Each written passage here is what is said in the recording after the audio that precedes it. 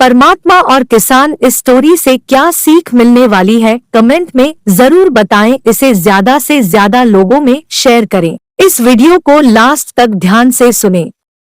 एक बार एक किसान परमात्मा से बड़ा नाराज हो गया। कभी बाढ़ आ जाए, कभी सूखा पड़ जाए, कभी धूप बहुत तेज हो जाए तो कभी ओले पड़ जाए।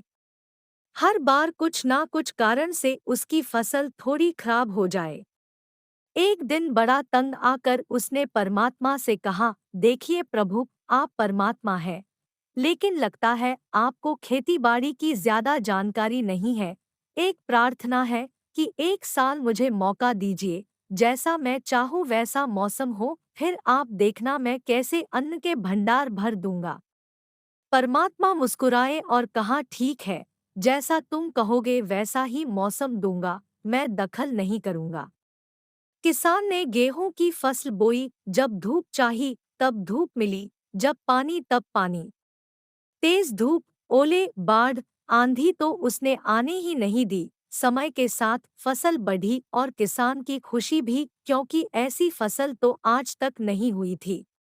किसान ने मन ही मन सोचा, अब पता चलेगा परमात्मा को कि फसल कैसे करते हैं। बेकार ही इतने बरस हम किसानों को परेशान करते रहे।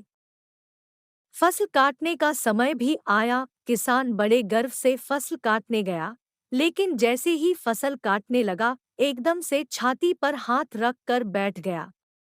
गेहूं की एक भी बाली के अंदर गेहूं नहीं था, सारी बालियां अंदर से खाली थी। बड़ा दुखी होकर उसने परमात्मा से कहा, प्रभु ये क्या हुआ?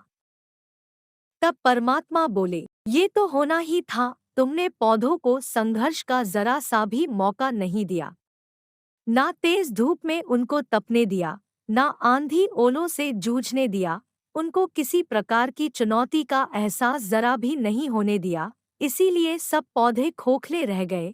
जब आंधी आती है, तेज बारिश होती है, ओले गिरते हैं, तब पौधा अपने बल से ही खड़ा रहता है।